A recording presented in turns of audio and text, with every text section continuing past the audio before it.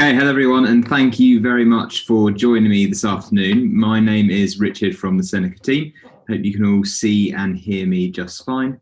If anyone is struggling still, please do just put a message in the chat.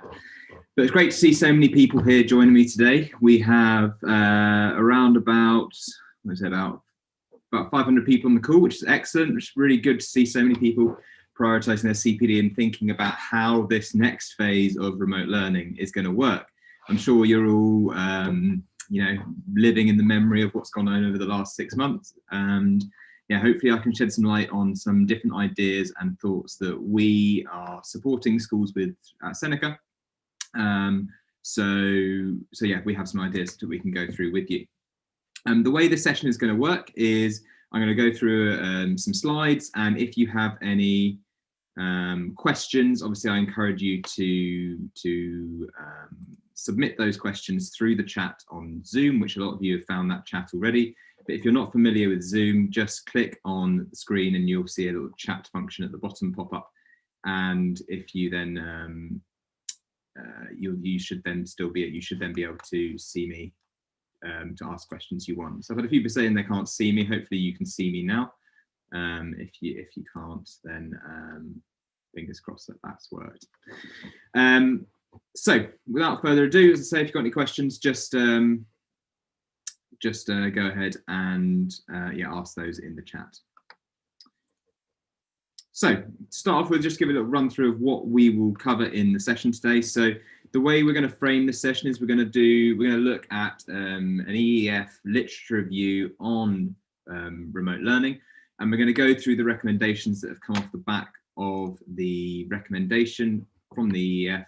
And I'm going to talk about how each of those recommendations, how we at Seneca can support you with those, and also some links to some other ideas and other things that you'll be able to use. And if you haven't come across those already, hopefully you'll find them useful to move your practice forward. This is the review that we're going to look at in a bit more detail. And what it does is it basically examines the different research around remote learning, and it looks at 60 different reviews and meta-analyses that look for different approaches that schools could use, and basically looks at how effective they are and how strong the evidence is behind them.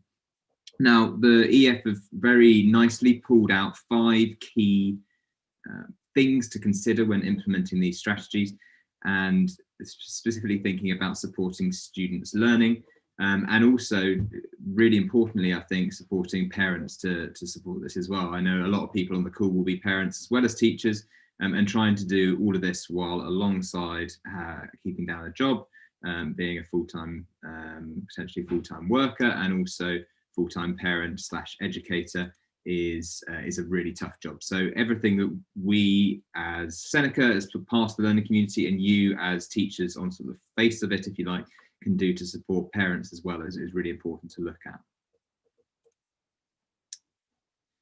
So this review was from April 2020. It was commissioned by the DFE because of the lockdown back in March, but a lot of the principles obviously are still very much applicable to today. And the first thing that comes out of the review is really reassuring in lots of ways, because what it says is that actual teaching quality is more important than necessarily the method of delivery. So that means if you can deliver really high quality lessons, the fact that you're delivering those remotely has less of an actual effect on student learning. So pupils can learn through remote teaching, which I find really reassuring, especially with schools being closed.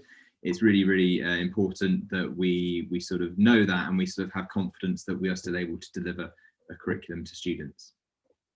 High quality teaching is still high quality teaching, and the review suggests that you should look at your practice when you're delivering content remotely, and think about, are you still using the same principles that you would do in the classroom that you know are high quality teaching? So are you still giving clear explanations to students? Are you still scaffolding their work? Are you still providing feedback for students? If you're doing some of those things and all the other things that you know are really good practice for you in your teaching, then that will translate straight across, just because it doesn't make any difference because it's being done remotely. So it's more important that you're using the effective strategies rather than how or when the teaching is provided. So making sure that you're on top of those is really important. Now, the other thing that I see a lot of questions, we get a lot of questions about at Seneca, and I see a lot of people talking about this on Twitter as well, is about whether there is a difference between a live lesson and a pre-recorded lesson. Now, what the literature review says is that actually there's no difference in terms of effectiveness of live lessons done in real time with students versus pre-recorded lessons. Now, as an example, you might explain some new ideas in a live or pre-recorded lesson. It doesn't matter, whichever one works best for you and your students. But the literature says that there's no difference in terms of effectiveness. But what matters most is whether the explanation builds clearly on the pupil's prior learning, and also how pupils are then subsequently assessed as well. So that links back to the idea of the most important thing is that you are using effective learning, effective teaching strategies in your practice, whether that be remotely, in person, live lesson, pre-recorded. It's all the same. You just need to make sure that you are promoting those practices in your teaching. Now, obviously that's all very good in practice, and that's a lot for you to take away and think about how you are delivering this remote teaching practice. But there are a few things that us at Seneca do as part of this, actually a lot of it as standard to what we do, but it's worth highlighting how Seneca works behind the scenes and actually helps to build on some of these ideas that the EEF have pulled out. The first one being the writing style. So if you've been on any student courses on Seneca, you will know that this is what sort of some content that comes up for students looks like. And it's important to note that the writing style we use, we really are very, very careful to make sure we write content in a way that reduces cognitive load. So that means we use a lot of bullet points with short, sharp sentences. Each sentence stands on its own. It doesn't refer to the previous sentence. And that helps to free up students' working memory, which helps them to learn more effectively. There's also the idea that we are able to automatically differentiate work. So you'll see here that we have, again, this is linked to the same lesson as the content that I showed you just a minute ago, but it's looking at the layers of the earth in a geography lesson. And we're able to basically help students by differentiating the work to make sure that they are getting work that's appropriate for them. So one way that we might differentiate work in this example of this question is that we might show 1 out of 3, we might show 2 out of 3 answers, or we might leave all 3 blank. And the system will automatically adapt to the students to basically tailor the content according to what it is that they are is most appropriate for them and for their learning. So that's just one way of doing that. It just sounds like someone's managed to unmute themselves. Do you mind making sure everyone's on mute? No, but it's apparently my lesson. Shouting. Do you mind just Well, I'll just have to say to him, I've cancelled my parking, so you'll have to provide it, otherwise I can't do it.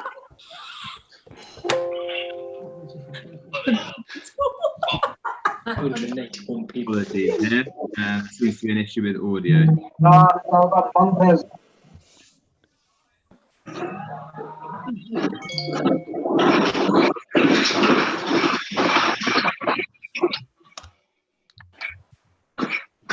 Give me a second while I just try and right, apologies for that. I don't know how that happened. People aren't meant to be able to unmute themselves on this call, so apologies for that. But it looks like I've sorted it now. So where was I? Oh yes, I was explaining the differentiation that we have. So this automatically happens, and this links back to the idea of good teaching practice. So in your lessons, you'll want to be differentiating work for students to help them to develop at the right rate for them. And that happens automatically within Seneca, so you don't need to worry about whether your students are accessing content at the right time, at the right sort of pace, because we will automatically pace it for the students. Also, we provide feedback. So you'll see here that we've got a couple of questions, again, linked to this plate tectonics topic that we have in geography. We give instant feedback for pupils, and again, we're thinking about giving feedback as quickly as possible. This happens automatically, so students are really understanding what they do and don't know as they're learning, and it gets corrected, and then the differentiation comes off the back of that. Now, you also obviously get some feedback, which is obviously really important for you to see what your students are up to, so you can understand how your students are developing, and you can use that appropriately.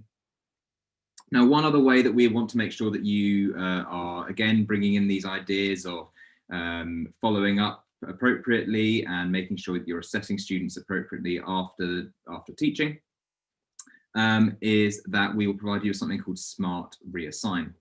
Now, Smart Reassignment basically looks at all the data on your students and allows you to automatically reset work for them based on how well they've done in the past. So that might be if students haven't completed a session, or if they've got a score below a certain percentage, you'll be able to reset that work for them in just a few different, in just like 3 or 4 clicks, and it will automatically go through each student and set that work for them. Now, the final thing that I'll mention, linked to this first point from the EEF, is that it talks about assessing pupils subsequently. Now, we're aware that our courses are obviously very good for delivering content and helping with retrieval practice, but we also want to provide you with the opportunity to test your students and assess their knowledge.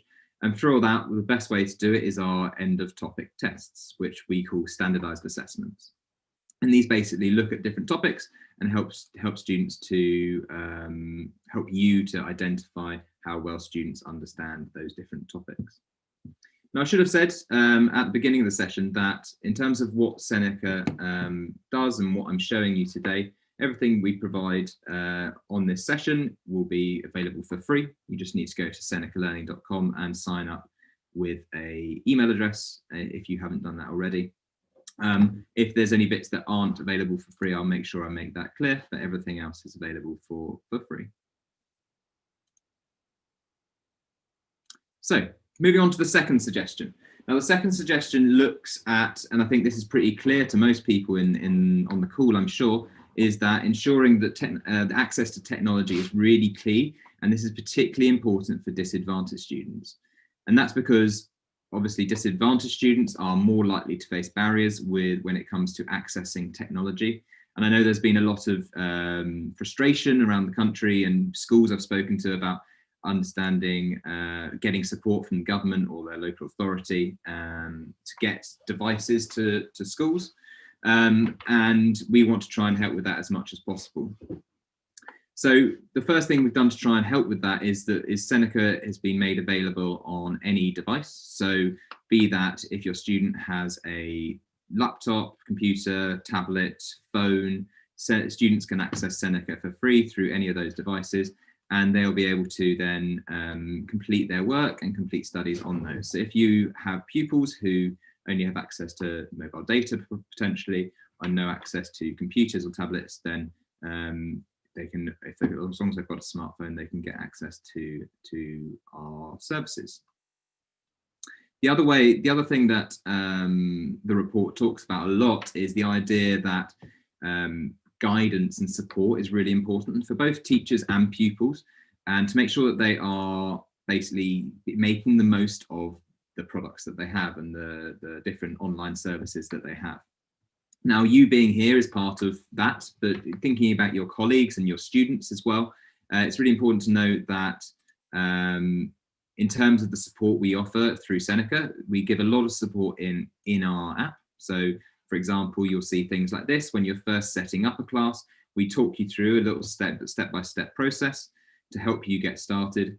And you'll see there's always options to get help if you need it. And that will basically take you through to the relevant sort of help our school with with videos to help you sort of get to grips with how everything works. And you've then got these a lot of help pages that you can also just search yourself as well. So any of that that you're finding difficult, you can search for a video, and it will sort of talk you through the process and how everything works. Now, failing that, you can always use the web chat on our website to make sure that you are getting the support you need. If you have any questions that you need help with, that's always there and available, ready for you to use. to get through to our customer service team. And you'll see a little picture of Olivia there, my colleague, who'll be happy to help you with that. So all of those different things mean student, in terms of like access to technology and being technology literate, we can do as much as we can to try and support with that. I'm aware it's a challenge across the country, but we've sort of tried to do what we can to help. The third recommendation is to look at peer interactions and make sure you're providing those for students, because what the review says is that actually they provide a lot of motivation for students, and also have been shown to improve learning outcomes. So these are things that would normally happen in a physical classroom, and it's really important to try where possible to make sure you are continuing these in remote circumstances. So, as I said, multiple reviews highlight the importance of this peer interaction. I'm aware it's not always easy, but I've got some ideas on how it can work and how it can be facilitated. The strategies that they looked at in the review were looking mainly at peer marking and feedback, but also sharing models of good work, live discussion as well, and how to conduct that.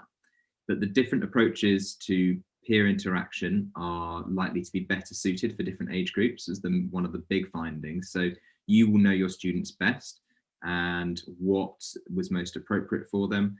Is a live discussion something you can do in this sort of circumstance? We're having a Zoom call and having a back-to-back conversation between students, with you managing things like the muting people and things like that, which I've expertly shown earlier on in the session. And yeah, are you doing that, or can you look at other ways of facilitating conversations? So there's some really great apps out there that can help to do this, like for collaboration, things like Google Docs and Google Sheets, which I know a lot of you'll be aware of, but if not, they're basically versions of Microsoft Word and Microsoft Excel that are online and everyone can collaborate on at the same time. But there's also great products, things like something called Miro, which looks a bit like this. This is just taken from their website, so it's not an actual, this wouldn't be necessarily how I'd suggest using it, but it's basically a way for you and your students to collaborate on a sort of mind map basis. So you can create a basic structure, and then people can add content to it, and you can see who's adding what as they do it. So some really useful tools out there for collaboration to aid discussion. And this is called Miro. So if you go to miro.com, you'll be able to find this. The other way that we support at Seneca, again through providing peer interactions, is obviously first of all with providing you as a teacher with data. So we provide you with data on a sort of topic level, which will facilitate you to basically have those discussions with your classes, and it will basically be able to allow you to share that information with your students so that they can understand how they're doing compared to their peers. And that can be on sort of topic level, but it can also be sort of effort level when we're looking at here, we've got like the number of how long students have spent studying, how many sessions they've completed, things like that you can use to incentivize students to use online learning platforms. And then the final way, and this is available on a global basis, so students can see how well they do on a leaderboard compared to everyone else. So you'll see I'm 190,000 something on this chemistry course. But what you'll see is students are basically able to compete through this, and even though they're not necessarily the peers in their class in this global leaderboard, the fact that they're the people studying the same courses as them is really, really important to make sure that people can see how well they're doing and compete with other people of a similar peer group. Now, this is also available on a class basis as well, so students can get access to their class leaderboard so they can compare with other students. It's important to stay with that. You'll see here, these are anonymized students. So Strong Carbon is my pseudonym on Seneca. No one sees any names or anything like that. So you don't need to worry about people sharing sort of personal information or anything like that. Now, the fourth suggestion is looking at supporting pupils to work independently. because what's the EEF say as part of this review is that that directly improves learning outcomes. Now, pupils learning at home will often need to work independently. It's quite clear and quite obvious that, but multiple reviews identify that there's actually really strong value in helping pupils work independently for long-term success as well as short-term. So this is actually potentially a really valuable opportunity for us to try and develop greater independence in students, thinking about the long-term goals that they have having. So some examples would be to try and get your pupils to reflect on their work and consider different strategies they can use if they get stuck. So talk to them about what they can do when they get stuck, how they can access support, rather than, I imagine, a lot of people getting their inboxes flooded by students potentially asking questions, whereas actually how can we develop them and give them the skills to be more independent when they have the internet at their fingertips. There's also wider evidence around metacognition and self-regulation linked to this. So it suggests that there is a really potentially significant difference that this can make to particularly disadvantaged students to help them to work more independently. So another way we could look at doing this, and some other ideas, would be even something as simple as providing list checklists for students to work through, so that they can understand the different things they should be achieving in a set period of time, or maybe giving them a plan for the day as well. So maybe how they can make sure that they map their timetable from in school to home, and how that works for them to set up strong independent learning strategies at home, as well as what they would be provided for them in school. Now, some ideas and different ways to do this through Seneca, first of all, and supporting independent learning. And remember, again, obviously, everything I've shown you today is available for free. And this is one area which, on the face of it, might not look like anything more than a list of topics in this course. But what you'll see here is you've got the little circles down the left-hand side of each course. And when you're thinking about developing students' independence, one way to potentially do that is to get them to focus on the areas of the curriculum they struggle with most. Now, these circles are indicators of how well something is understood by that student. So if they are seeing circles that aren't particularly well filled, or are filled less than others, that indicates where they should be revisiting work, because their past performance has shown that they have not done so well in these sessions. Now, the other way, and this is something that's available for premium schools, so this is something that is a paid for feature, but it's worth mentioning anyway, in case there are any teachers out there who are in premium schools or soon be looking to purchase premium in their school. But one way is using our wrong answer mode. And what wrong answer mode does is basically it pulls together all of students' wrong answers. And again, it allows them to be really independent with this, because it just brings all of those wrong answers into one place, and students can work through those, and then it sort of forces them to focus on areas of the curriculum that they struggle with the most. So you see here we've got some answers from a course that I've particularly struggled with, and they're all listed there in order of how many questions I've got wrong in the topic.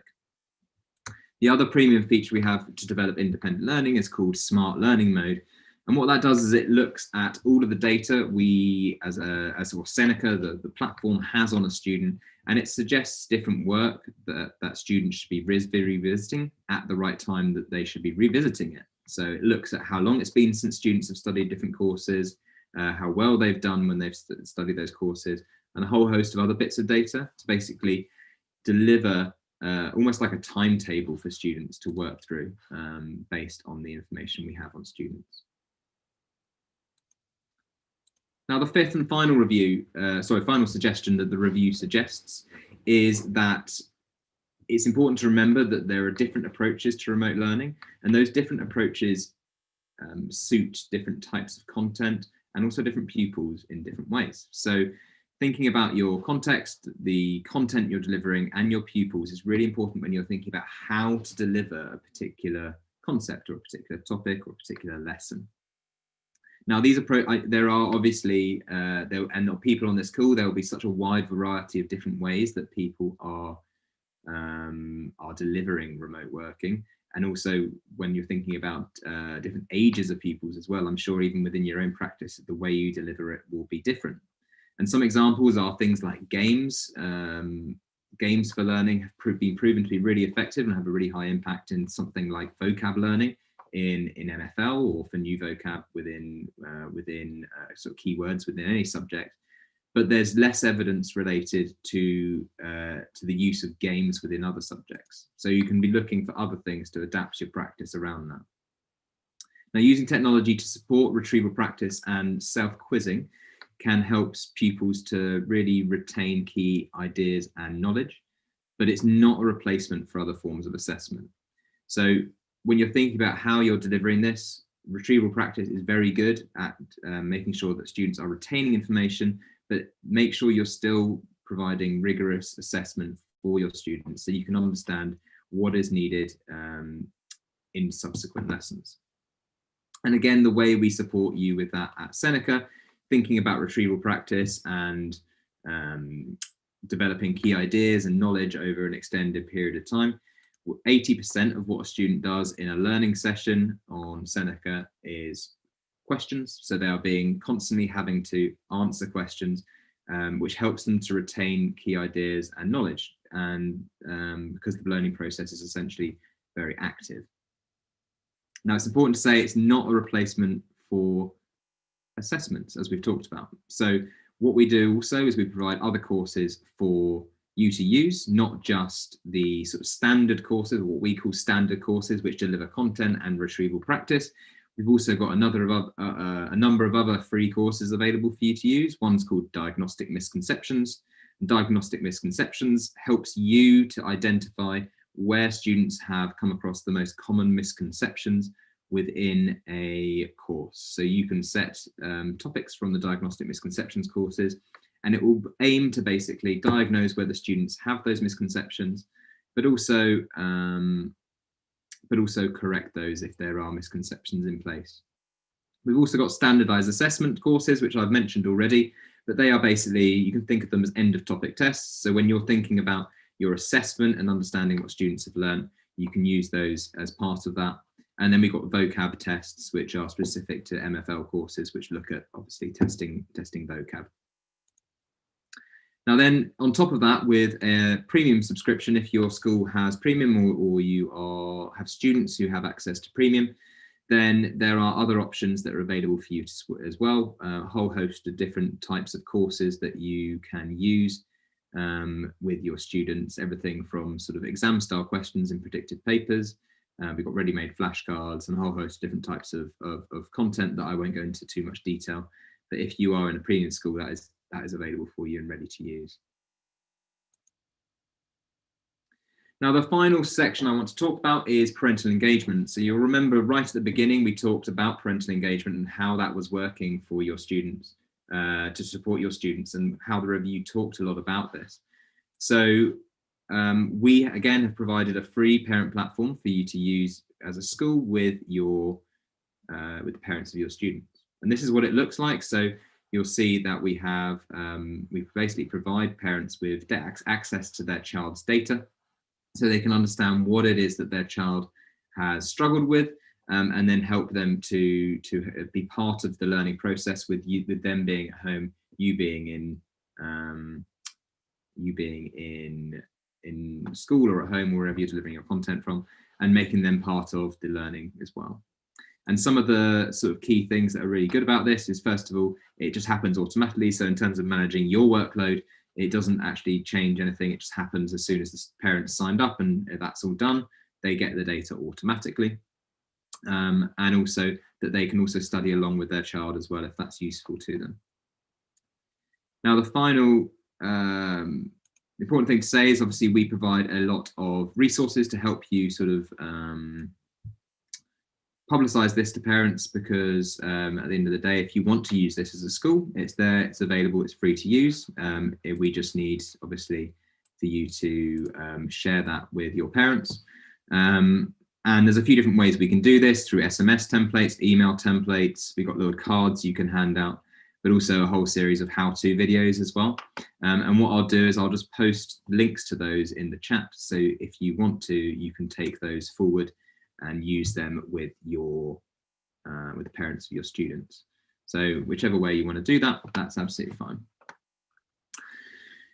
Now that's taken me through to 4:30, and I appreciate this session was only meant to be half an hour. I can see there's a lot of questions that have come through, so I do want to take a bit of time to answer some of those, but I appreciate that if you have to dash off, then that is absolutely fair enough, and you should do that. But I will stay just to answer some questions. So if you haven't had a chance to answer any question, ask any questions yet that you have, please do pop them into the chat.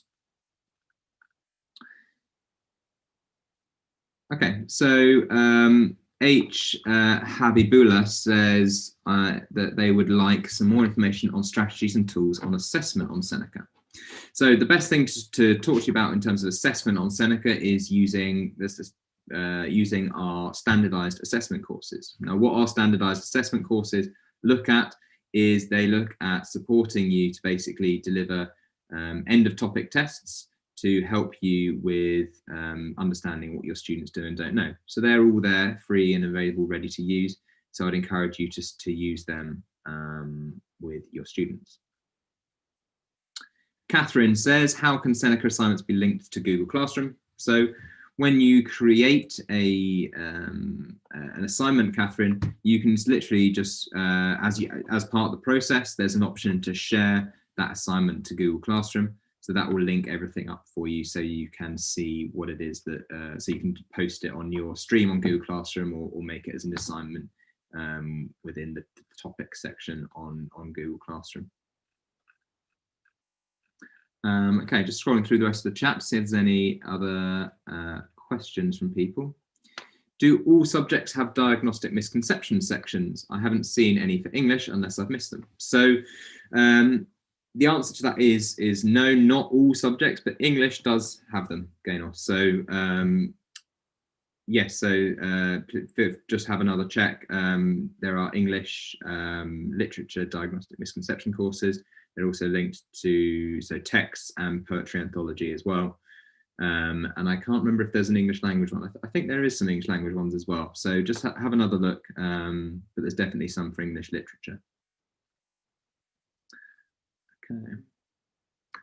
Darren has asked about premium and what it is. So that's slightly outside the scope of this session, but feel free to join one of our other sessions on Seneca Premium for Schools. If you just do a quick Google about Seneca Premium for Schools, you'll find all the information you need and you'll be able to get a quote, but I won't go into much detail on that today. So as part of a lot of people asking about the PowerPoint, I will send out the PowerPoint to you as well.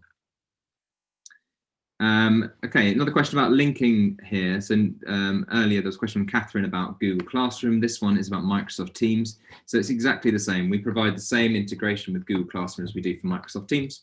And we're also working on adding single sign-on as well so that you can make that process a lot more simple. Okay, let's see if there are any other questions.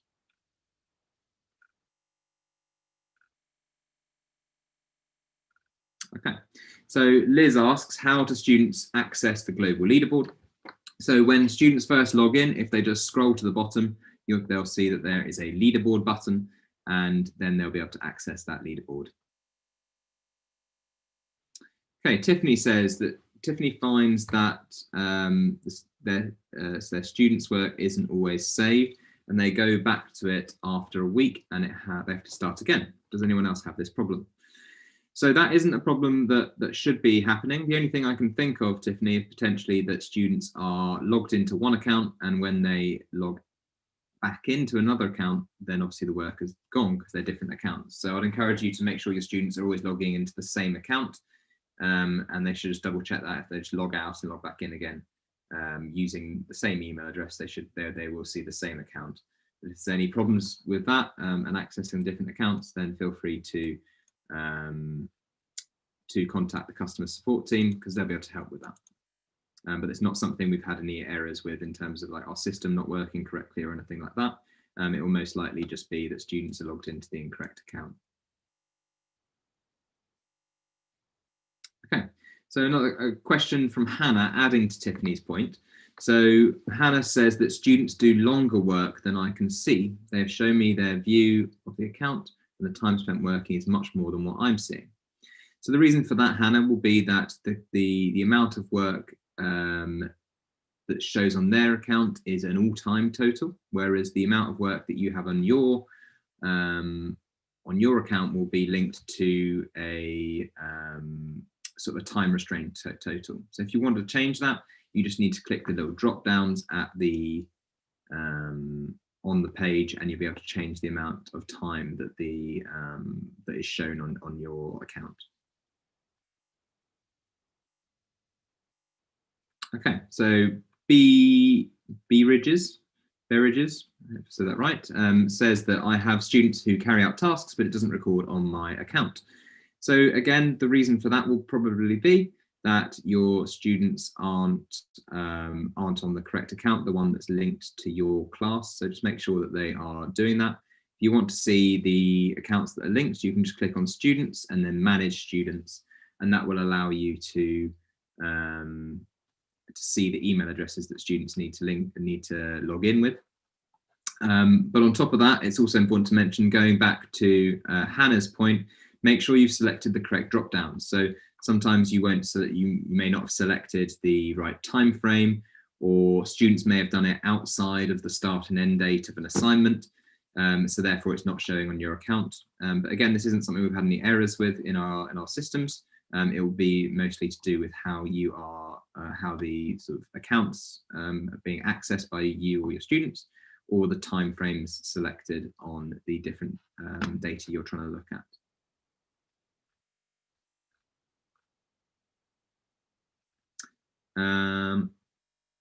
Okay, so Janani says, how do students join Seneca Classroom? So when you sign up for an account and create a class as a teacher, you get the option as part of that setup process to invite students to your class, and you can share the invite with them via Google Classroom, Microsoft Teams, email, or any other place that you can post a link. You can basically just pop that link in, and that will then help your students. Your students will then need to click on that link, and then that will join the class. Okay, so aware of time, and so I'm just going to take another couple of questions probably. So can the amount of time we look back at be lengthened beyond 1 year? It would be really good for 2-year courses. So yes, there is a few different options that you can look at for the amount of time that you can look at. So you can choose last 24 hours, last 7 days, last 30 days, I think, and then it's last year, I believe. And then there's an all-time option as well. So you have all of those options. You can also select a custom date range. So you can use there's an option to put to go open up a little mini calendar box, and you just scroll back and forward to make sure you choose the date you want. So say you wanted to see from the 1st of January to today, even though that's only 6 days, you could just select 1st of January, 6th of January, and you can go with it then. Okay, and final question. So let's go for okay. So Kirsty says, even though I post the link on Google Classroom, the students are still completing other sections of the course rather than what I post in assignments. Is there a way of stopping them doing this? So it's difficult to sort of advise what to do about this without knowing a bit more detail about your difficulty, Kirsty. But the way I'd suggest you doing this is making sure you're linking to an assignment. And when students click on the assignments, they can actually just navigate. It will basically open up your class, the student view of your class, and they'll see a list of the assignments you've set there. So if they then just click on the assignment there, that will then take them through the different sessions that you've set in that assignment. But if they navigate to it directly, so say you set 1.1.1, if they navigate to that section directly, then their work will just flow on to the next section, the next section, the next section. But if they navigate through it through the assignment, then it will take them specifically to the sections you set. Okay, so that's it from me today. If you've got any other questions that I haven't got around to asking, I apologise. There's been lots of questions that have come in, so I haven't had a chance to answer everyone's question. If you have other thoughts or things that you're struggling with, the best thing to do is to use our customer support team. So again, using that live chat that we have on our website, I suggest you do that, or you can email our customer support team at learnmore@seneca.io. That's learnmore@seneca.io. If you want a recording of this session, I will send it out after this call, and I'll send it tomorrow morning to you, and I'll also send some key resources as well, and an opportunity to give some feedback. So it'd be great to hear from you on that and how you think we could improve these sessions. So without, so I think it's time that we sort of ended the session, but thank you very much for joining, and I hope you have a good rest of your day and good luck with remote teaching throughout the next few weeks and months.